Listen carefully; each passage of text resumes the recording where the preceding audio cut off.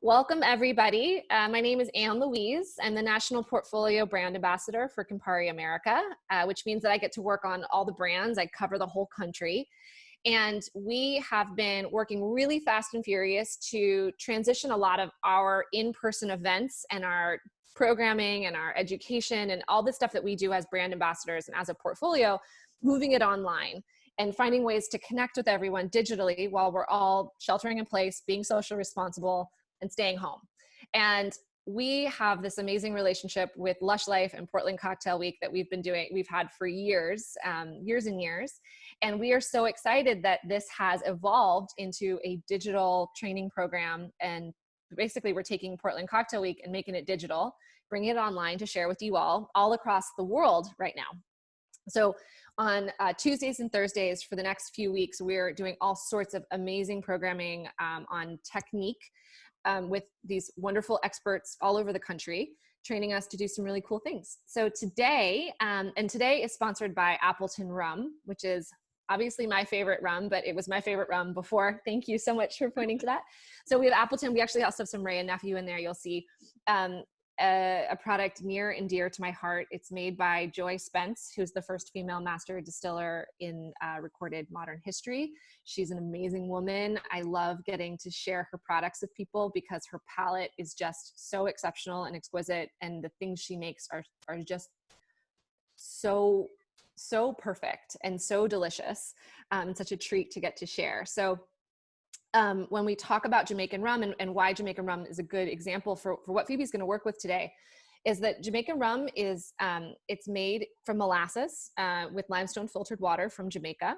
And then the couple things we use minimum aging. So anything you see on a bottle of Appleton, if you see an age, that means that the age of the youngest thing in that bottle is that age. So we recently updated our reserve.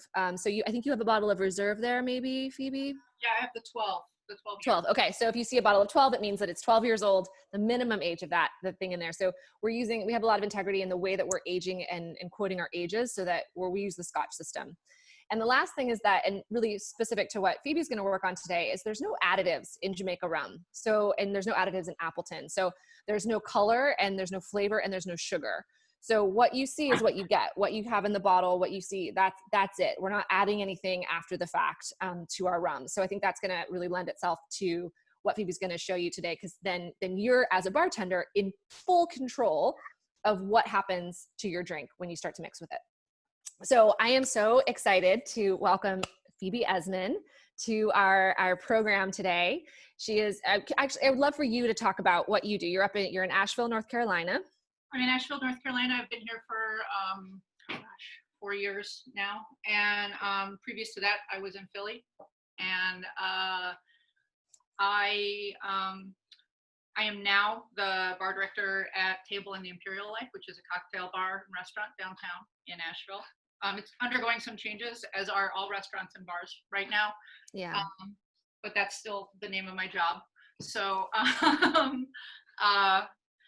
I kind of came to all of this from, I'll do this in the short way. I grew up in a family that preserved. My great-grandmother was a pastry chef, and both grandmothers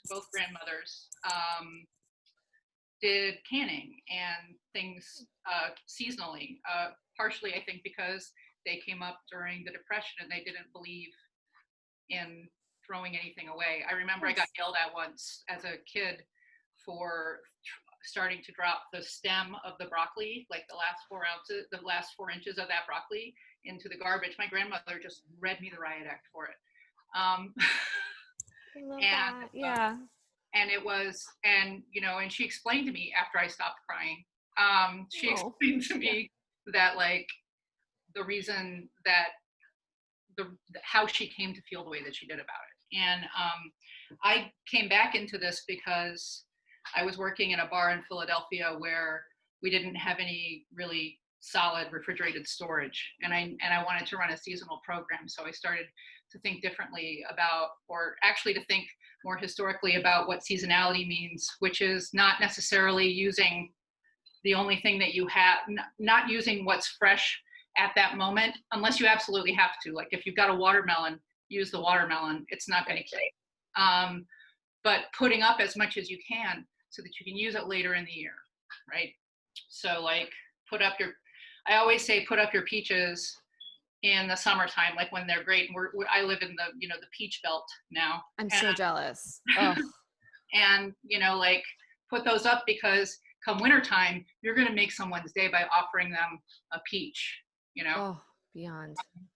Because that's the way people used to live, was by like putting like eating what they had to then and putting up what they could for the future, and then having a more balanced diet throughout the year. So that's the way I think about cocktail programs now. Also, doing this and a lot of back of the house stuff really speeds up service and makes your customer experience better. So it's, it's smart. It's a way of telling a story. It's the way of giving a gift. And also it speeds up service. It's more cost efficient, all those things as well. So it helps you in a lot of different ways to preserve. I saw these fun facts about you. I feel like I have to share just like one of them before you get into this business, but it says you have a encyclopedic knowledge of Beatles songs and lyrics. Yeah. My brain is a lyric sponge. Okay. You know what I mean? And according to my parents, I have been a Beatles fan since I was an infant. Oh, okay. So like in the cradle, I responded well to the Beatles, and they won't even play trivia games with me about the Beatles. I asked for Beatles Trivial Pursuit, and my dad was like, no one will play with you, Phoebe. Because you're always going to win. I love it. Okay. So what are you going to, I know you have a bunch of different things to share today. So where would you like to start? Okay. So where to start? I've already got some things in the water bath so that we can look at, kind of hear the sounds of a successful canning process. I'm going to start with this strawberry. Down a little bit. Yeah. There you go. Perfect. Yeah. And what I'm going to do, this is just a niggly point for me, is I pulled off all the greens. And what I want to do is, before I put this into my jam, before I pare this down for my jam, is that the right level? There you go. Yeah, that's great. I'm going to take out this white center. Oh, why? Because it's going to add bitterness that I don't necessarily want. I'm not going to throw it away. I'm going to show you what to do with it in a second. Oh, good. Okay. So that goes there. And then you've got the hollow part of the strawberry. Great. You can even move that closer if you want to the camera. There you go. Yeah, that's great. And then I'm just going to slice it down. You want to avoid as much. There's always going to be a little bit of white, but that little pithy part, it's pithy. Sure. It's pithy. It's a little bit sour. It's not bringing you the flavor you're looking to make with your jam. It's not going to add to what you're going to do. Okay.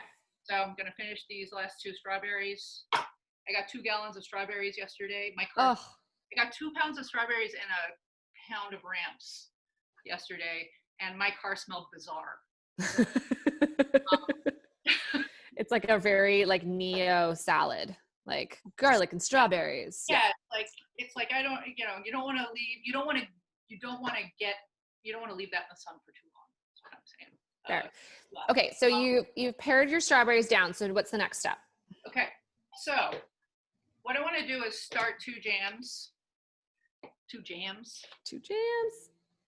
We have blueberries here. These blueberries are from Georgia. It's a little early for blueberries here in North Carolina, but I saw them and I can't stop eating them. And no, stop it. You're making us all jealous. Also, I realized when I ate one today, or yesterday when I started eating them, there were a lot more. This is a great memory for me. Like when I bit into it, I remembered my great grandmother had basically a farm behind her house in Ashtabula, Ohio, and she grew blueberries and currants and all sorts of fruit and vegetables and everything. And I would go up there in the summers, and they'd put me to work picking berries, and it really like sends me back to pulling blueberries off the vine. So that's the thing about fruit. Okay, so what are you gonna? So you're taking it now. What's next? I'm just gonna grab a pot real quick. Okay. So that's the thing about fruit to me, is like fruit is so emotional. It's so memory driven, because when we're kids, like one of the first things we learn to love to eat And so it's like always with us. Yeah. Okay. And I don't always appreciate fruit as much. I'm more of a vegetable. I love to eat vegetables. But all of this fresh fruit has been great to have around. Cool. So we're looking at your side view right now. And so, okay, so you're gonna, is there any sort of like measurement or weight that you have, or are you just like throwing it in there? This was a gallon of strawberries when I started cutting them down. And actually it is a gallon of strawberries still. These are 4-quart containers. So, okay. I'm going to pile these in here because this is a cooking down process. Okay. It's a lot of strawberries. A lot of strawberries. Okay. I'm not going to add any liquid to begin with. Strawberries, all fruit has a lot of liquid in it. You don't want to like add liquid. So I'm going to put the lid on this. I'm going to put it on the stove over here, which you can see in the background, I think. Yeah, I can see in the background. Yep. I'm going to put it on the stove on a pretty low heat, like on setting number 2. Okay. So berries in the pot with lid on, very low heat. Actually, not even 2. It's like in between 2 and low. Okay. So like as low as it can possibly be. We're not doing like a flash sear here. We're doing like a low simmer. Okay. We're going slow and low because the process, I don't add anything to the fruit until after it has begun to develop its own flavor, right? Oh, okay. I keep telling people that I think thyme is the most important ingredient in cocktails, and it's the most important ingredient in food. And I know that all of our thyme is kind of screwed up right now. Yeah. But thyme is the best thing that we can do, like giving time to this stuff to develop what it becomes. So we're not actually going to see this go into a jar today. I'm just going to show you how to start it and explain how to finish it using other examples. Okay, great. So you're going to take your blueberries, you're going to take them in this pot. So it's a similar approach to the strawberries. Yep. They go in the pot. One difference is okay. Blueberries are, blueberries are best fresh. Let's be honest. Yes, I agree. The skin, so much of the flavor of the character of the blueberry is in the skin, and that skin has that juniper note, tiny flavor that counteracts the sweet body of the blueberry. So I've come up with a couple of, I hate the word hacks, but I'm going to use the word hacks. Go for it. To sort of like recreate a little bit of the part that we're going to lose when we heat them up. And one of those things is to take some juniper berries. Oh. See them? We do, yeah. Okay. Juniper berries, this is cheesecloth. I'm going to make a little sachet out of this. Oh, cool. I've never seen this before. Okay. Just going to tie it in a knot. That's, I would say, less than an ounce of juniper berries. They're very light when they're dry. You could also tie it with string if you had like cooking twine or something. Which I do, but I never do that. Okay. And just other options for people if they're cooking. Yeah. But this works. This holds in the berries. Holds in the berries. Okay. I'm going to put them in there. Oh, okay. This is the first step towards maintaining some of the flavor of the blueberry. Oh, interesting. It's so funny that with flavor, especially with fruit, you often have to add other things to make it taste like what it is. Like what it is? Yeah. Yeah. Okay, the blueberry. Sorry, go ahead. No, like with strawberries, I'll often add like a little citrus because it actually it'll brighten it up, or a little salt, and it'll taste a little bit more. It's just funny. You're adding a little juniper to make your blueberry taste more like blueberry. I'm also going to add some lime to my blueberry. Okay. So now what? Now that these things are on the heat, I'm just going to let them do their thing. And I've got this pot going, this molten stuff going. This is ramp jam. Ramp jam? Ramp jam, which I like to say. It's a recipe that I came up with a couple years ago when I was working in another restaurant in town. And it is my favorite way to eat ramps, other than sort of the pesto that you make with the top of them. We're also going to pickle some ramps in a second, but I want to go ahead and demo sort of the process for canning. Okay, so yes. So how did you get to this ramp jam? Are you going to give us that recipe? I'm not going to give you this recipe. No. Okay. No recipe. I'm sorry. This is the one. I have like 3 recipes that I won't share, and this happens to be one of them. Oh my God, I love it. You're like, I'm going to show you something amazing, but I'm not going to tell you how to make it. Okay, so I'll send you a jar, Anna Louise, and you can reverse engineer it. How about that? I would never try. Okay, so what technique are you showing us here? So first thing I'm going to do is take a little bit of this. I have in my freezer, I have a metal plate that's been sitting there since last night. It's very cold. I'm going to take a little spoon and I'm going to drop it on this plate. And I'm going to see what happens. Because one of the things that you want, well, you want your stuff to set. You want your jams to set. You want that concentrated flavor that comes from cooking food down. And I'm going to push it with my finger. Can you actually bring it to the side camera? I can see it much better there. Yes. Okay. I mean, yes. Okay, cool. Right. So what is this telling us? I'm going to drop it in the freezer for a second. What it's going to tell me once it comes down in temp is, excuse me, it's going to wrinkle. If it wrinkles when I push it with my finger, it's ready to go into a jar. Oh, okay. Yeah. But while we're waiting for that to get cold, I'm going to show you a few tools that you need if you want to can. So it'd be great if you could give us, I think you gave us a list of this already, of like the tools people should order. Yeah. I'm looking for where I stowed my jar lifter. Oh, there it is. Okay. One of the most important tools. Come to the side. Yeah, there we go. Okay. What's that? Because you don't want to stick your hand in boiling water. It's just that easy. Like that's a thing that you shouldn't do. Okay, fair. It's shaped to accommodate any size, really like any size jar lid. This is a stick with a magnet on the end of it. You can make this at home if you want to. I have one that I found at a grocery. I found this at a thrift store. It cost me $0.25. And it's a jar lifter. It's a lid lifter. So okay. Here are my lids.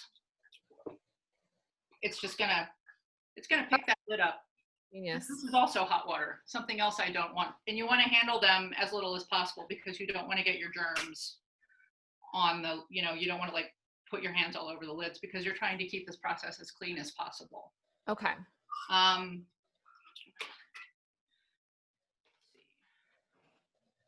Lids, 2 sizes, large mouth. Come to the side over here. Yeah. Mouth, wide mouth, small mouth. Various forms of acid can be used. I'll kind of go off on a tangent for a moment about using acids in canning. That's citric acid right there? Citric acid. Okay. This is apple cider vinegar. Okay, got some like malic acid. I've got malic acid. Citrus also works, fresh citrus. Great. The reason that you add, well, acid does a couple of things. It makes things taste better, number one. But number two, when you are canning, you're creating a vacuum, right? So you're heating this thing up and it's creating a vacuum and it's sealing the top of that jar to the surface, right? So, okay. So I put a lid on that and I put this in hot water and it seals to the top. Therein creating an environment, ripe for the growth of bacteria, anaerobic bacteria. Specifically, botulism is the biggest concern in canning. And one of the, generalized fears that people have regarding that is regarding like the way everyone's homesteading right now. I mean, I'm making sourdough bread. I'm not gonna lie, I'm doing it. One of the concerns is that people are gonna kind of do this stuff and hurt themselves. Sure, it's I mean, yeah, you're cooking food. Whenever you're cooking food, it's dangerous. But I hear what you're saying. So there are some precautions to take when you are canning and preserving food that need to be thought out and paid attention to. Okay, so Leo, can we go to the side camera? Thank you. So, and I'm pushing this, and it's wrinkling. It's solid, right? Oh, okay. I'm going to go ahead and jar it. Okay. So that's like a freezer test. So if you were gonna, like, if you would do this with any kind of jam, you'd put it on a metal tray that's been in the fridge, or metal plate that's been in the fridge. You can use, if you don't have a metal plate, you can use any small plate. Metal's faster, Or like the lid of a pot you could set in there. Like, absolutely, yeah. Cool. So, and that just helps you make sure that you're at the right consistency. Yes. Cool. So I'm taking my jars out of the boiling water. So these have been washed. These were, well, obviously I cleaned them. But before you can, you also need to make sure that they're brought to a boil in fresh water. These have been boiling for about an hour. They don't need to go that long. 30 minutes is plenty of time. Okay, so you're pulling these. So these have been boiling. She kind of is Martha Stewarting this a little bit. So she's put some stuff already that was already cooking. So these have been boiling for 30 minutes, and she's pulling them out with her handy lifter thingy to be safe. This is my canning. This is my canning funnel. That's her canning funnel. Okay, Leo, if you want to. Okay, no, we're staying front on. You can show it to us in the front. There you go. There you go. Okay, great. It's a funnel. It's just got a wider bottom on it. Okay. The reason I've got this staged out like this is so that, because this is, like I said, time is a large ingredient in all of this, and therefore, in order to do it within a window of time that you can actually see a bunch of techniques, it becomes necessary to sort of stage it out. So, okay. And that's okay. It's good. We're seeing all these different steps. So we saw you put the strawberries in the pot on low heat. Now, assuming like this is kind of the next step is taking the jars out of the hot water and starting to put the jam in. This is your ramp jam, your custom secret recipe ramp jam. I know it was a jerky thing to do, but I'm also going to show you how to pickle them. You know, I support you in this. I think that we all need to have our secrets, and I think it's actually like a strong flex to be like, I'm not going to tell you how to make this. I'm enjoying it. So yeah. So exactly 16 ounces. The next step is to take a lid. Well, actually, the next step, as I almost skipped one. I'm going to dip this into my boiling water. This is just a towel. I'm dipping into my boiling water. Okay. In case anything got onto the rim of the jar. Okay. I did this without a canning funnel for a while, which is stupid. Canning funnels don't cost anything. I was just being, stubborn, which I'm prone to do. And so these lids have also been sterilized, yes? Yes, the lids have been sterilized. The rings have been sterilized. I'm gonna drop them on.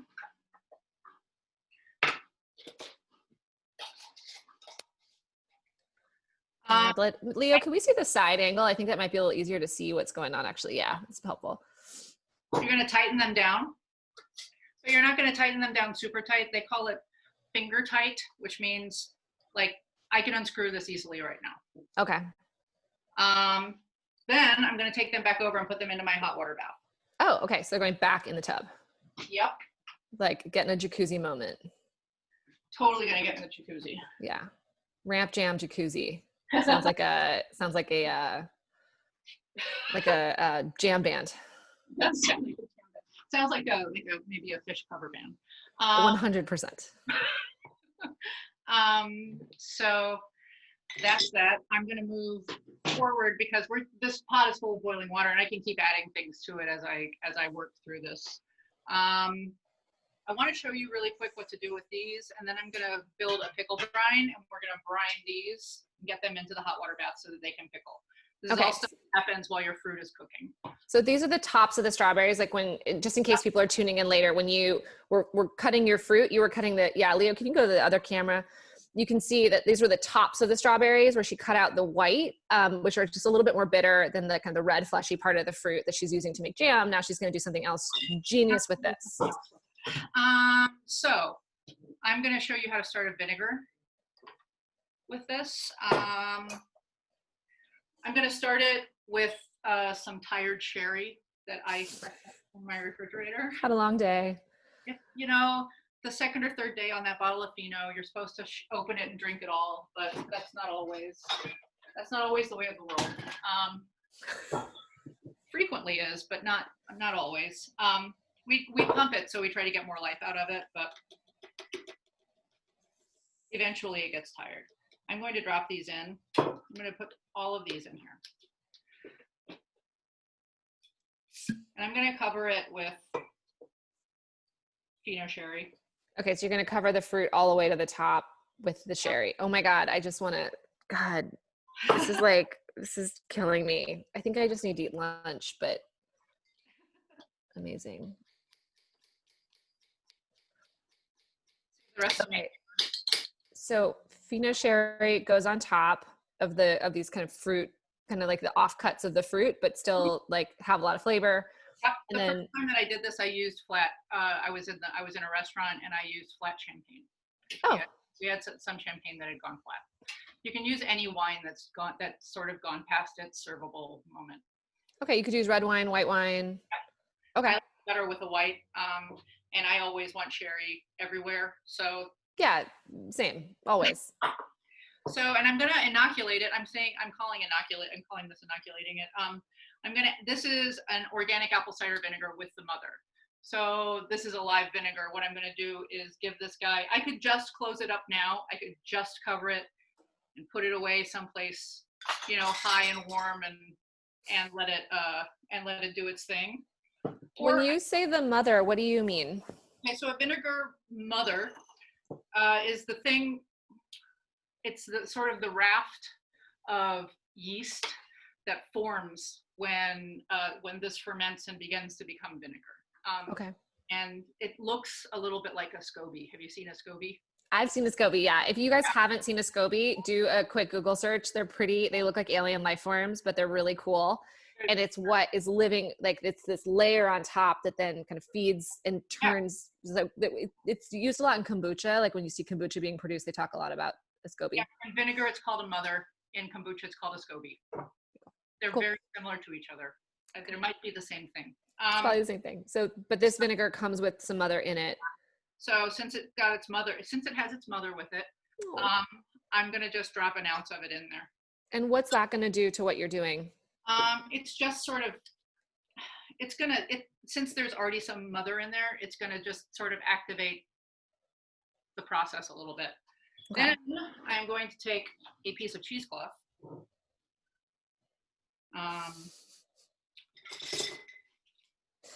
When I was in high school, we had this wild dance teacher and she would have us dance like cheesecloth. And it was this weird, like whenever anyone says cheesecloth, I just start giggling because I think she would be like, dance. And she had this amazing accent. She'd be like, dance like cheesecloth. And so it was a lot of like this kind of movement, like a lot of just like. What does cheesecloth look like when it dances? But yeah, it was a real big, exactly. It was a real big like mind bender. So, okay. So now you're going to let this cheesecloth dance across the top of your jar. Yes. I'm going to take a wide mouth lid. I'm not going to put a lid on it, but I'm going to take the ring from a wide mouth jar. And I'm going to screw it down because you want the wild yeast from your environment to occupy this space. Okay. And that's how I'm going to start it. I'm going to label it, which is something that, I probably don't need to tell any of you. I think it's good to mention. So why are you labeling it? Because it's important to know when a thing was made, what's in it, and who's responsible, especially if it doesn't work. So I'm gonna label this strawberry tops plus Fino. And today is the 8th, right? Yes. So how long is this going to sit? As long as it takes. I'm just going to put it up on top of this I'm going to put it right next to my sourdough starter up on the shelf over there. Okay. And I'm just going to keep an eye on it. Going to let it do its thing. Fermentation, this is as far as I'm going on fermentation today. Fermentation is a whole nother class. Totally. You know, and maybe we can do one at some point, because it would take an hour all on its own, at least. So, but I wanted to show you what to do with the strawberry tops. So, I'm putting this away. That beeper that just went off means the strawberry jam that I made last night and put into jars just before we started is ready to come out. Oh, okay, great. So if you're just tuning in, she's been showing us like each step of the process.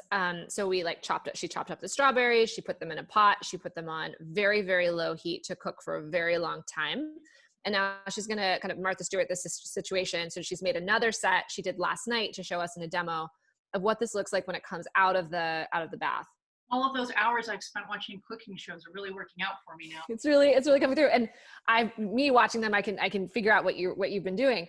So this is so exciting to see you make jam. I've never actually seen someone make jam. I've heard people talk about it, and it feels very on brand for me that I should know how to do this.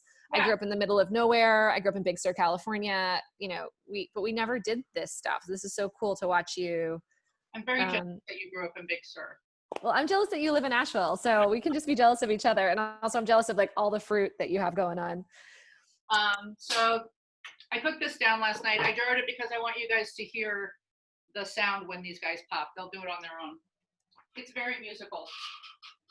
Okay, should we all be like quiet and listening? No, it'll just happen while we're working. Okay. So there's a lot of comments about wanting your fermentation class. So I think that is going to have to be next. Fine. Learning about all that, because I think people are also intrigued. Yeah, I'm not going to go any further than this with that though. That's a tease. Don't you dare. Yeah, that's just like it's a Easter egg. So next time with Phoebe Esmon. So I'm going to start building a brine at this point. I also discovered that a whole bunch of these like weird purchases I've made throughout the year, like an induction burner, have become really useful for me. It's amazing the things you bought like before COVID realized, and you're like, oh, it was like prophetic of me that I bought 3 new pairs of pajamas. Who knew? Yeah. Although I have discovered that I don't own enough leggings. Let me tell you, they're all on sale. So I haven't been wearing pants. Oh God, no. Yeah. Pants are so 2019. Yeah. Okay, so I have 2 things that we're going to pickle. I'm going to make one brine for both of them for a couple of reasons. One main one being that I like the flavor of what everything is to be the star of the pickle. I agree.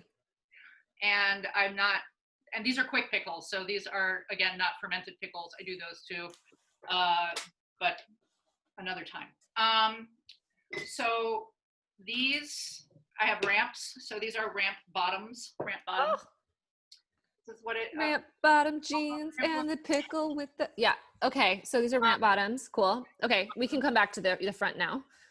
And these, which you can find from here, these are chard stems.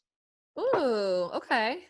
Chard are basically are beets, like they're members of the beet family. It is a member of the beet family, and the stems are delicious. And crunchy and flavorful, and we just chop them up and saute them with the greens when we're eating them.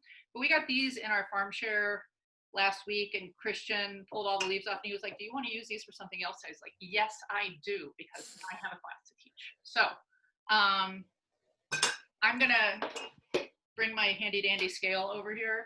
If you don't, I recommend investing the $15 that this cost me. Oh yeah, if you don't have a scale in your kitchen, just get one now. Just like go on and order one right now. You'll use it all the time. They're not expensive, and it makes better simple syrup. It makes, you can bake more easily. Like everything just gets easier with a kitchen scale. Yeah, and the recipes in the handout that Brittany is sharing with you guys definitely I believe are in grams. Because like weighing things is a far more accurate. Oh, there it went. Did you hear that? I did. It did it. There it goes. So what does that tell us? That's the vacuum. Okay. So yep, it's pulling that vacuum down. If these don't pop, if any of these are not to pop, I just have to stick it in the fridge and use it immediately, basically, or use it. So it means that the vacuum wasn't formed and that like it's possible bacteria could get in there and anaerobic. Okay, cool. Put that on a shelf. I can now store this at room temperature. Okay. And at this point, what you want to do, this is very hot, but I have asbestos fingers. I was going to say, I feel like you just pulled that out of boiling water. Tighten down the lids at the point that they pop and you're ready to, and then you can label them and put them away. Oh, okay, great. So, okay. We're going to start with our brine. Don't forget when you're weighing things, I don't mean to be patronizing to anybody here, but I'm just going to give you some basic instructions. Go for it. You're totally fine. I know what quart containers weigh. They weigh around 32 grams when they're dry. But you want to make sure and take that into account. So always hit tare when you add something, like after you add something. Yeah. So I'm tearing it out, so I'm back to 0. I also know that a quart of water weighs around 800 grams, but I'm going to weigh it out anyway because I want you guys just to see the whole process. So 800 grams of water. So this is pretty great, by the way, because I've taught this class at Portland Cocktail Week a couple times. I've never been able to show anybody what I was doing. I just had to show them pictures of jars. And like, oh, well, that's crazy making. Yeah. Pots with like steam coming out of them, which isn't the same. And this is just... So I have a question though. So is this water, is this like distilled water? Is this just like tap water? Is this filtered? Is this what? I have a filter. I mean, the water up here, our water is pretty good. But we, I lived in DC and then Philly, and I have had the Brita instilled in my system, and that's what we use. Okay, got it. So 800 grams of water. There we are. I'm gonna put it in this pot. This pot that is far too large for this process, but it's the only one that works on an induction burner, so that is what it is. Okay. I'm going to use rice wine vinegar. Ooh, I love rice wine vinegar. I do too, especially for pickling. Yeah, totally. I'm going to use half of that in rice wine vinegar. So I'm going to put 400 grams of rice wine vinegar in. 400 grams. So, and also just so you guys know, if you guys have questions, I'm checking the Facebook. I'm also the team at Lush Life is also fielding questions for you guys, and I'll ask Phoebe. So if there's something that like I'm trying to ask a lot of questions because I'm also very curious about this, but if I'm missing something that you need an answer on or you have some questions about, please just throw them up in the chat. And then also Brittany shared the document that Phoebe wrote for you guys, which is like super comprehensive and really helpful and is a good like starting document to get you going with your with all these awesome homesteading projects. Next is a little bit of sugar. Not a lot of sugar. I don't like super sweet. An interesting factoid, sugar and water weigh approximately the same thing. Ooh. I'm going to start with 200 grams of sugar and see how I like it. Okay. Taste it. So as much as this is like a science, it's also sort of an art. It is because at the end of the day, you or someone who you are serving or your guest has to enjoy it. And so there's a lot in the same way that you put consideration into your to me, this is all part of cocktail design. All of this is part of my process for designing cocktails. So everything gets adjusted a la minute to sort of because fresh fruit isn't always the same. So you might need to adjust your recipe. Sure. Because I also try to do big runs when I'm doing stuff for cocktails because I don't want that much variation. Sure. I want it to be the same all the time, but it's part of sort of the process of creation, which is great. I think I'm what you call a creative. Yeah, I think you fit the mold for that. All right, 200 grams of sugar. I'm going to turn on my, no, I'm not. I'm going to plug it in first.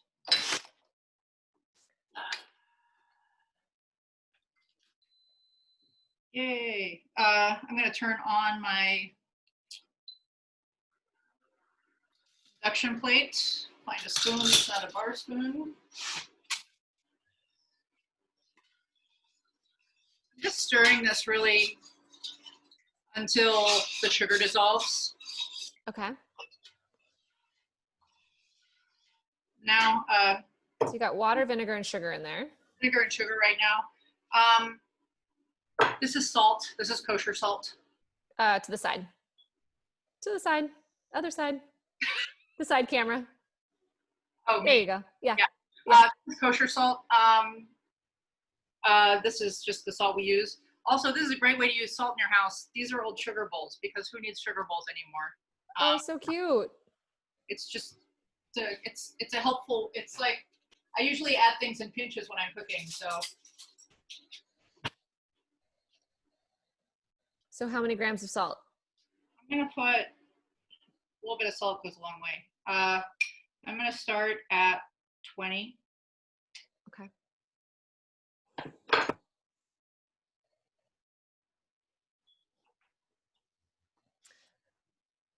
Do something.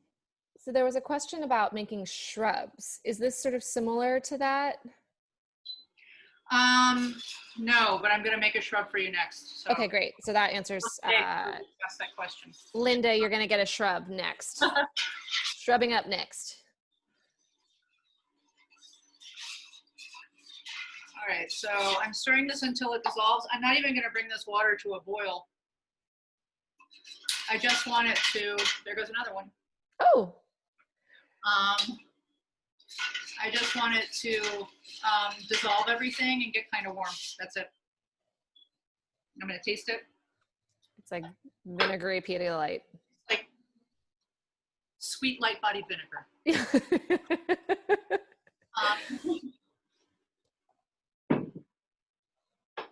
All right. I'm just gonna let that warm up for a minute. Put my sugar away. I don't put a lot of sugar in my jams either. I don't think it's necessary. I think one of the things that our, you know, like maybe our grandparents did that we need to do is make everything unbelievably sweet. Also, I like to be able to use secondary liqueurs. I like to be able, like I want a complicated cocktail. I want a complex cocktail that comes out quickly and tastes good, right? That's what I want. Cinch, right? No problem. No problem. Super easy. Everyone's mastered that. That's why we're all just doing cross stitch now. Yeah. But that's what I want. So, and everything I've really done in this business has been towards achieving that goal, because at the end of the day, what I really want to do is show my guests a good time. And I'm not an outgoing human. I am not. And what allows me to do this is that space, the space between you and me. Like, sure. Treating you like my bar guest. The space between you and me is what allows me the freedom to like be more outgoing and to show that I care about you. If I were standing right next to you, it would be harder for me to show. Also, I'm not allowed to stand next to you right now. But if I could, 6 feet might actually be great for you right now. Great. 6 feet is my general, you know, that's what I need. I think a lot of people find their way to bartending for that reason. That, you know, it's interesting. Like, I feel like this industry attracts a lot of extroverts and people like me, obviously. And then it also, but like, it's interesting that it is also a home to a lot of people that don't feel comfortable being super like open until like but that space gives them some room and some comfortability to be able to communicate and connect and be able to share what you care about. It's so cool. It's important because like I feel like most bartenders, like most of us would have been great nurses, but we can't really handle all the bodily fluids. Like, we can't, I know I can't, you know, like, and I know several great bartenders who have stopped being bartenders and gone to nursing school, you know, and I almost went to nursing school. And I think it's like a part of our makeup. All right, this is ready. Clean up my funnel real quick.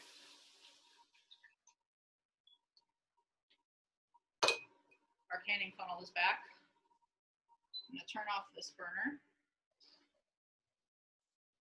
Okay, so you're going to pour, so you have ramps in one, these are charred stems in the other, and you're pouring this like, basically you've done like warm salt, vinegar, sugar, water. Yes. And you're covering it to the top? I'm covering it to the top. You want to leave about a half an inch at the top of the jar. A half an inch of air? Yeah. Okay.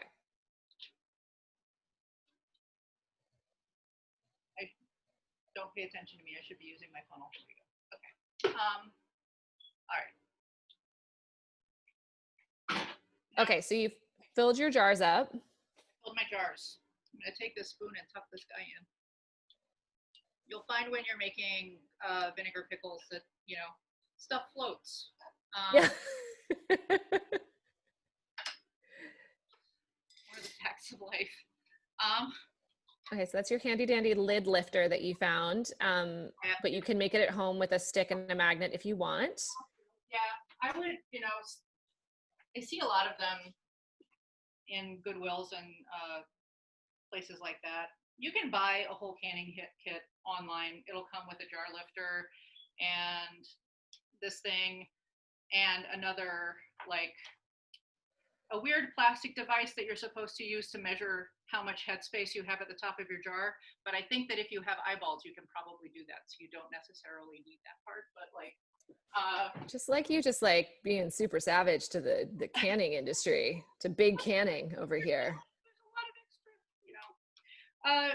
All I'm saying is, you know, people were doing this before we had fancy plastic knives to show us how much headspace. Yeah, I think that that's true. So you don't need necessarily, like, I think there's a lot of things that we're learning that you don't have to pay your way out of, you know, that like we can just do this. So these aren't going to stay on the shelf forever. These are things you're going to put in the fridge. Is that right? Or are these going to? Right now. Oh, you're going to put them in the hot water? Yeah. Oh, okay, cool. These go in with everything else.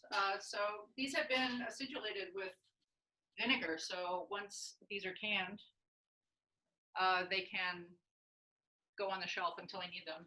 Oh, wow. So how long are you going to cook them for? I am going to put a timer on for 30 minutes. Okay. Which is why you put them in cold, because it does cook it a little bit, as you would imagine. Right, of course. So you guys can't see, but off screen, she has her stove and she has a big pot of boiling water where she's putting everything that when she's done canning them, they're going in the pot of boiling water for about 30 minutes to, I believe, like kind of get really clean and set before she takes it out. You're going to bring it up to a temperature, so you need to have everything at 232 degrees. There you go. For 30 minutes in order to know that you've created the proper vacuum and that everything's come to the temperature to be safe to be shelf stable. Do you have a little thermometer over there that you can tell, or you just know because it's boiling? I have, hang on a second, I have to put more water in the pot. Okay, I'm filling time while you're off screen. So I'm just explaining kind of if people are joining late there so we've done some jam, we've done some canning, and now we're making some pickles, which with some vinegar, and now she's back. My friend actually gave me this beautiful canning pot that has a thermometer in the. Oh, Leah, yeah, thank you, Leah. Oh, cool. Okay. When you're in the right zone based on your altitude. Oh, neat. So right. So Phoebe lives in Asheville, North Carolina. So she's up at altitude. She's in the mountains. So might be a different temperature for her than for other people. I'm at the far end of what it needs to be. It's pretty typical for me. As in life, as in baking, yes. As in canning. Yes. So 2 things. We'll go over the shrub, and then I also want to show you. You saw the bottom of the ramps go. So I've made pickles and I've made jam out of those. And these are what the top of ramps look like. They look like little bunny ears sticking out of the ground when you find them. So there's a quick question for you. Is 30 minutes the standard time for letting those jars sit in the boiling water? If you have waited to put them in, like if you're not doing it the way I'm doing it, just putting them in as they're ready. If you wait and like gather up a whole batch, they need to go in for longer because the contents have changed temperature at that point. So the power went out because we live in the mountains while I was canning last week, and so when the power came back on, I put it on after I got the water boiling again. I had it go for like 45 minutes to an hour just to make sure that everything was okay. Okay. So these are what ramp leaves look like. They have a lot of flavor. Ramp leaves. Mm. And they, my favorite thing to do with them is this is just a helpful hint. I make pesto out of them. This is ramp and arugula. This is definitely one of those, like, I'm stuck in my home but I have these things and I don't want to go to the grocery store pesto, because Sure. it's made with ramps, arugula, pumpkin seeds, because that's what I had. Great. And I was out of Parmesan, so I used actually queso fresco. So the accidental gourmet. It sounds great. That sounds delicious. But I'm not hating any of that. I made it a week ago. It's still good. The other thing that I'll do, so when I do this, I will put the next batch into ice cube trays and freeze them. Smart. Yeah. And then I'll use them for the rest of the year. Yeah. That's great. That's a great trick to have at home. You could do it with, it's regular pesto. Do the same thing. That way you can just like do a big batch. It's kind of a fiddly task to make pesto. So like I say, as I'm telling you how to do all this fiddly stuff. Okay, I started a shrub. On to the shrubbing. Started a shrub last night. Strawberries. This is just strawberries and sugar right now. I used, at the restaurant, I used the vacuum sealer a lot. It speeds up the process of maceration and sort of like concentrates time and pressure into having a faster result. I am not at the restaurant, however, and I have this thing that my dad bought me. Oh, cool. What does that do? It's a little vacuum sealer. Oh, cool. So I just want to notice that you leave a little bit of air in there, or no? No, I unsealed it this morning to check on it. Okay. But basically it's got a little bladder at the top here, and you just suck the air out of the bag. Wow, that's so cool. Anyway. So cool. Okay. Last night, but I'll hold this up to the side camera. You can kind of see how. So that's all the strawberries. That's strawberry. That is, actually, I labeled it. 300 grams of strawberries and 400 grams of sugar. Okay. So I'm going to take a Cambro. Can you tell we've been in the restaurant industry forever? Cambros. You just have a Cambro at home. Yes. It's great for making potato salad and stuff. Oh, I bet. Since we're coming into potato salad season, there it is. I'm going to empty this in. So right now, if I just added hot water, I would have a really fresh tasting strawberry simple syrup. If I added 400 grams of hot water. The one drawback of these bags is that they are clingy, but a little persistence pays off.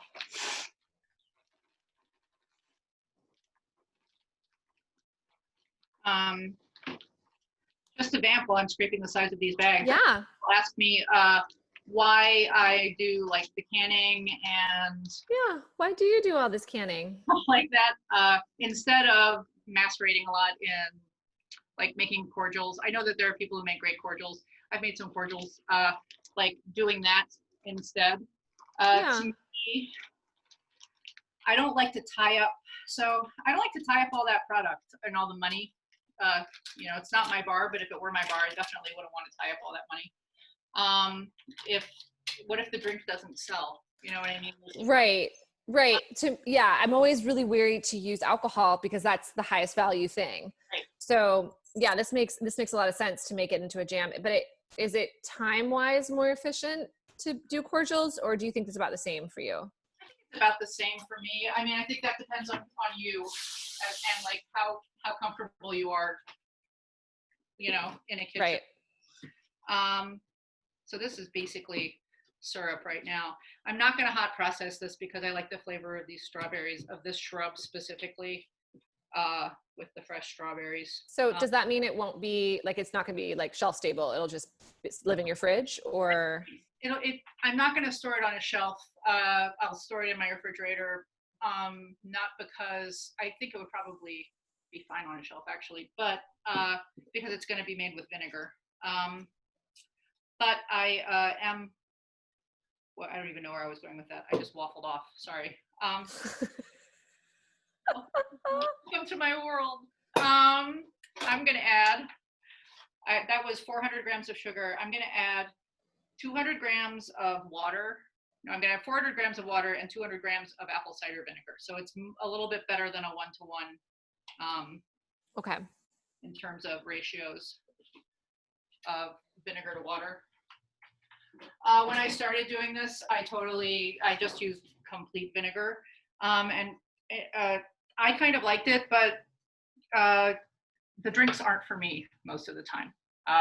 And vinegar,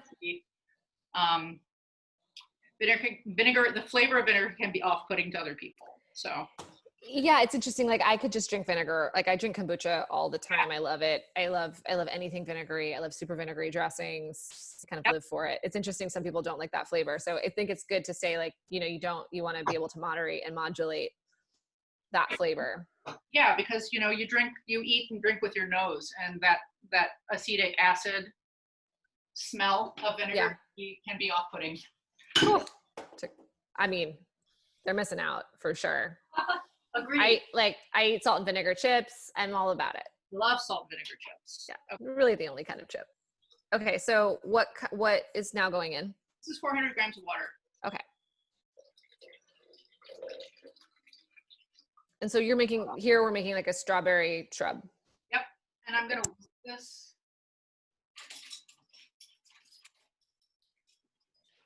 Until the sugar finishes dissolving.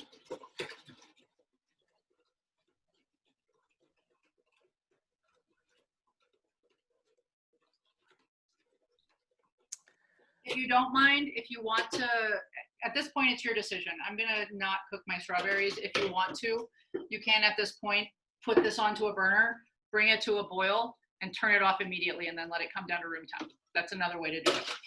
Okay, and what would that enable you to do? You're just gonna, a hot process pulls more flavor more quickly out of the strawberries, and but it's gonna change the flavor of the strawberry at the same time. It's gonna be cooked strawberry. Okay, wait, we have a couple questions really quick. So, did you toast the pumpkin seeds for the pesto? No, I did not. They were roasted. That's what you're asking, right? They were roasted, sorry, yes. Okay, good. And then I'm gonna ask you this other question in a second. Oh, do you have any tips for adding delicate herb flavors to these jams, or even to like any of these things, like basil or mint or dill? Is there any like approach you do? My favorite approach for adding herb flavors is to basically do an oleo process with the herb and the sugar that you're gonna use to flavor the jam or the jelly. That way you're going to get all the sugar is going to pull out a bunch of flavor. That's so cool. That's really smart. Or you could make a sachet. One of the things about fresh herbs is that jam is a hot process. So they're not going to be fresh at the end of the process. Usually if I want an herbaceous note in the cocktail that I'm making, I'm going to add that herb. I'm going to shake it in and strain it out. Sure. But that comes down to what you want to do to your design aesthetic. Okay, now I'm going to take my chinois. I have a whole kitchen here. I'm just going to start a YouTube channel. Now that I've got this set up, this is my new career. Okay, so you're super fine strainer, and you're going to strain all this goodness. I'll let that go. Okay, so there was a question about she found a shrub recipe with white balsamic vinegar, which isn't easy to find, and she's asking what other acids can you use to make shrubs? You can, well, I mean, shrub, there's two shrubs, right? So there's the syrup that is basically macerated sugar and fruit, that is the shrub with two B's. And then there's the shrub, which is the flavored drinking vinegar. That is what I'm doing here, and it requires vinegar. So you can use any vinegar. Like, I really like sugarcane vinegar for shrubs. Yum. I made a golden beet and white balsamic shrub a while back that turned out really nice. Like, you can sort of, you can play with the vinegar that you're using, and you're going to get different flavor because every, like sherry vinegar doesn't taste like apple cider vinegar. Right. And will react differently with the other ingredients you're putting into it. Yeah. And you'll see, you note that I'm doing this with my chinois, because if I were to get in here with my spoon right now and press down on the fruit to get all the liquid out, I'd also press a bunch of matter. And one of the points of making a shrub, in my opinion, is, well, it's a great way to preserve flavors out of season. Yes. Number two is that you want to make a beautiful, well-balanced cocktail, which is clear.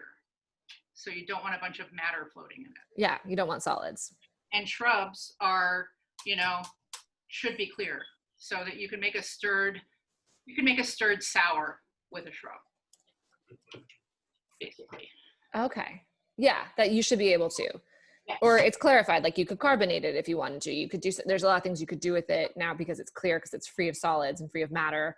Not that my kitchen sink is off camera, I have to tell you, I just keep dumping stuff. Yeah, I was wondering, I'm like, how is this? Oh, your sink's over there. That makes sense.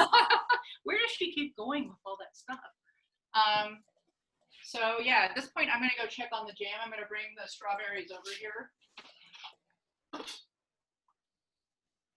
They've already cooked down there, mounted up over the top. So they're beginning the process. I'm going to turn up the heat a little bit on them. Okay, so this was at the beginning of the session an hour ago. She chopped up a gallon of strawberries, and it was like over the top of the pot. And now she's been simmering them for an hour. Yeah, so come to the side with that, Phoebe. Thank you. Yeah, so you can see there's like, it's getting cooked and cooked down and down and down. It's starting to, the strawberries are starting to fall apart a little bit. So you want to you're just giving it a little bit of a stir right now? I'm going to stir. I'm going to put that guy back in. I also, another reason to not like start on, you don't want to throw a bunch of fruit in a pot and put it on high heat, because it's very likely going to burn to the bottom of the pot. And then everything, because there's so many sugars in fruit. And then your jam is going to taste like bitterness, and no one likes that, unless that's what you want. Bitter jam. We have a lot of fish cover bands today. I know, right? I'm also going to take the blueberries over here. Raise the heat on them a little bit. I'm going to stir the sachet in after I. So she's made a sachet. So this is her blueberry jam that you guys are seeing here on the counter. And she's made a sachet of juniper berries that she put inside the blueberry jam. It's like one of her, for lack of a better word, hacks to getting the blueberry jam to actually taste like blueberry, is to add a little bit of juniper, but it's in a sachet. So it's not actually going, like the solids aren't going into this jam. You're not going to like crack your tooth on a juniper berry. And at this point, I really wish that, smell-o-vision. I'm dying right now. I want to eat everything. Oh. Smell-o-vision, but like it smells really good in here right now. Oh my God, this is so hard to just, I'm like 3,000 miles away from you. They smell amazing. Oh, yeah, we can see it. It looks so incredible. What I'm going to do right now is take my microplane and a lime, and I'm going to zest this lime into Ooh, okay. What is that going to do? This is the other part of my fiendish plan to return the blueberry to its glory once it's cooked. As blueberries cook, they lose a lot of flavor, and mostly they just taste like sweet. So there was a question, because you're working on a few different projects, there's a little confusion. So just to answer this question to Mutulu, there was no wine added to the blueberries. She's just making a blueberry jam. I am going to add some rum to them right now, though. Oh, fantastic. But there was no wine added yet, just to be clear. Okay. The liquid that you saw on the bottom of the pot is the juice coming out of the berries as they cook. Yeah, we're bouncing around. So while you're doing that, and if you can do a couple things at once, can you tell us about what happens? Like, can you reuse the strawberry solids that you use to make that shrub for something else? Or I did not keep them because I have so many strawberries right now that I don't know what to do with them. But you could probably, I imagine that one thing that actually the best thing to do with them now that I'm thinking about it would, if you have access to a dehydrator, I would just spread that out on the dehydrator, like on a sheet in a dehydrator and make fruit leather out of it. Ooh, yum. That sounds good. You could also like throw them in like a salad dressing, like that night. You could do like a strawberry. You could make a vinaigrette. Oh, that sounds so good. Okay, like a strawberry vinaigrette with the strawberries that have already soaked in the vinegar. Yeah, would be so delicious. Instead of like, I'll throw a crazy monkey wrench in the works here, and instead of using balsamic, which I think most of our brains go to when we think of strawberries and vinegar, you could try to use a different vinegar. I think a sherry vinegar, a sherry vinaigrette with the strawberries. Oh my God, that sounds so good. So I'm gonna stir this. So now it has the zest of one lime and some juniper berries in it, and I'm just gonna let this go cook. At the end of this process, since we're probably not going to be together at that point, I'm gonna add the juice of this lime. Okay. At the end. At the very last minute, because I don't like to cook lime juice. Yeah. God no. I'm gonna add the juice of 2 limes. And that's going to be my acid for this batch. This batch of blueberry jam that you're making. Okay. Blueberry rum jam. Yes. Oh, rum. Yeah.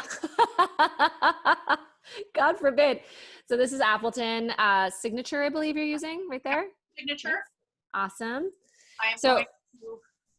No, go ahead. I'm going to drop 2 ounces in here. Great. Drop it. I don't want, it's not going to be boozy by the end, but it's going to have the flavor. It's going to have that, this rum's got some good hogo to it. Yeah. So hogo, if you guys don't know, hogo is another word for funk, which is something that Jamaican rum is really famous for. It's just having like a big, bold, funky flavor that does a lot with a little bit. So you don't need a ton. She's only using 2 ounces, and that's going to give her rum sort of like, her jam, like some earthiness. Definitely going to taste that sugar cane, but also get like pineapple, banana.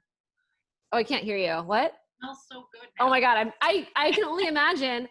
And the other thing I was saying when this whole thing started was one of the things about Jamaica rum, which I really love, is that we don't have any added sugar added to rum. So if you did like a quick Google search and you just look at added sugar to rum, you will find across the board, every different rum producer uses a different amount of sugar post distillation. So some people don't add anything, and some people add a lot of sugar. So you need to be able to, you need to know that when you're making something like a jam or making a cocktail, is knowing how much sugar is being added in post distillation into your product, so then you know how to modulate and moderate the sugar you're adding to your cocktail as well. So when Phoebe uses Appleton, she knows there's no extra sugar going into that jam. I think I've shown you everything other than made a cocktail for you. I think you've showed me a lot. Yeah. Went through everything I wanted to show you today. I have a couple questions really quick before you do the cocktail. So, and then someone asked, do you need a pressure cooker for certain types of cannings and you can achieve the temperature above 212, or is that good enough? When might you need to use higher temperatures? It should be 232 degrees. Number one, not 212. And you do need to use a pressure canner for certain things. Like if you are wanting to can something in oil, like if you want to pack something in oil to can it, that requires a pressure canner. I don't have one of those. I don't use one. I use the hot water bath method. In the restaurant, formerly I have used the combi oven, because you can set up 100% steam and set it at 230 degrees, and you can put a whole hotel pan of stuff in there and just do mass canning sessions. Nice. So does that answer the question? Yes. Okay, there's a couple other questions. Are there other ways to make shrubs besides the process you demonstrated? Which method do you find the easiest? how much should you make at a time, which I think is however much you want to make. Yeah, I mean, make as much as you want. It doesn't go bad. It doesn't really go bad if you keep it refrigerated. I've never had a shrub unless you. I'm not putting a ton of sugar in it, because I don't. There's so much sugar in alcohol, in cordials and stuff like that. Yeah, sure. Yeah, and I used to prep for a tiki restaurant, and I would go through like hundreds of pounds of sugar every time I made coconut cream and like orgeat and stuff like that. And it just like really puts you off. And it made me think about how we're treating ourselves and our guests. Yeah. You know what I mean? Wait, and just being transparent about it, of just knowing when the sugars, and that was the thing I was saying about the rum, is like, it's just nice knowing when the sugar's there or when it's not. Absolutely. Yeah. Yeah, I mean, there are lots of, you can do a hot method, in which you maybe bring your vinegar to a boil with your water, or if you're using only vinegar, and then add the sugar to sweeten it. You can always buzz your ingredients, and by buzz I mean put them into a VitaPrep or whatever, a blender or like a food processor or something. Put them up together, or use an immersion blender. That's going to get more. It's going to get more of the fruit into the thing, but it's also going to make a cloudier product. So I used to do that when I first started making strawberry shrub. I was buzzing it up, but I found greater success and greater clarity without that. But it's a viable use. And I've also made shrubs with herbs and that's when I use that sort of method that we were talking about before for getting flavor out of herbs, is like by basically muddling. Say I want to make a basil shrub. I'm going to take the sugar that I'm going to use to sweeten it, and I'm going to muddle it. I'm going to muddle that basil into the sugar until the sugar turns green. Oh, okay. And then I might bag it at that point and let it sit for a couple of days. So I might vacuum seal it, let it sit for a couple of days to just really pull out the flavor. And then I'll finish the shrubbing process. Okay. Okay, cool. Great. Okay, so you're going to make me a cocktail. Make you a cocktail. Do you want blueberry or strawberry? Oh, why do I have to choose? Strawberry. Okay. We'll use this shrub. I mean, and the Appleton 12, because you're just going to go for it. This is amazing. Well, I mean, I have it here. I mean, why not? Yeah. It's made to be drunk. And what's cool, you guys can see, Phoebe has a new bottle of Signature here on the far left, and then this is the old bottle of 12. So you guys are going to see moving forward, the bottles for Appleton are going to change. They're kind of a little bit taller. The packaging is nicer. We have a cork top instead of a screw top moving forward, which is like, I don't know if you guys care about this stuff, but this is very exciting for me to have that. And then our Appleton Reserve blend is now going to be 8-year-old Reserve blend. So you'll see 8-year-old minimum age statement on the bottle, which is really exciting for us to have that too. So just if you can like peep that bottle in the bottom left corner, you get a preview of what you'll be seeing when you start to get Appleton back in your cities, if you're working in bars or if you're ordering it at home, making drinks. We're really excited to have this new label, a new packaging. All right. I just made a little quick simple syrup here.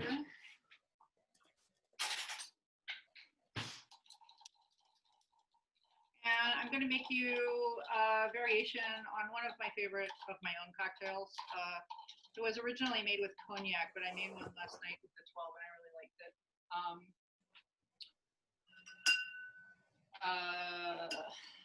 Sorry, this is branded, but this is my favorite mixing glass right now. It's okay. It's from Pat O'Brien's. I'll forgive you. So I'm going to take 2 ounces of the 12.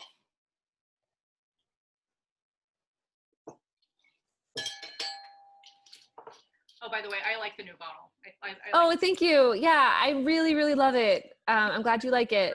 Well, probably too. Wait, what? I think that once we're able to use our wells again, this is going to fit better in a well. It will fit better in your well. There were several times someone from the global team ran downstairs and was like, "Hey, does this fit in a well?" Good. That's great. Yeah. Half an ounce of this simple syrup that I just manufactured. Half an ounce? Actually, a quarter of an ounce, I lied. Quarter of an ounce, okay. And I'm going to use an ounce of the strawberry shrub.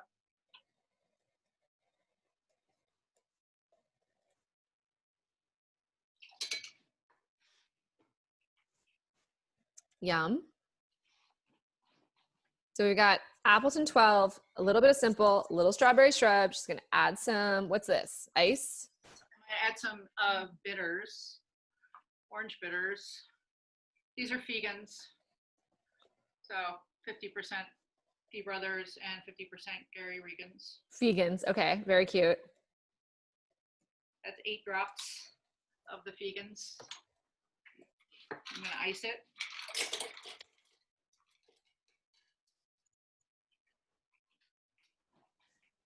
I'll tell you that one of the things I like about this class is that I don't actually need to use a spoon. Oh, that's cool. You just kind of like swirl it like a brandy snifter. Like you be talking to people and just be like, hey, I'm making your cocktail right now. I'm working very hard. Oh, that's so cool. I love that. Less dishes. Yeah, but I am going to use a spoon eventually. I'm impatient. I don't know how long we've gone. I figure we're probably over time. It's okay.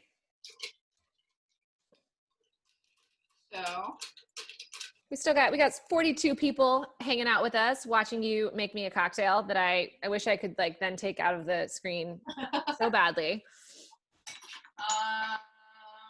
Oops. Sorry. I'm gonna get a glass, maybe. Put that back where it goes. We'll use this guy. I have a glass.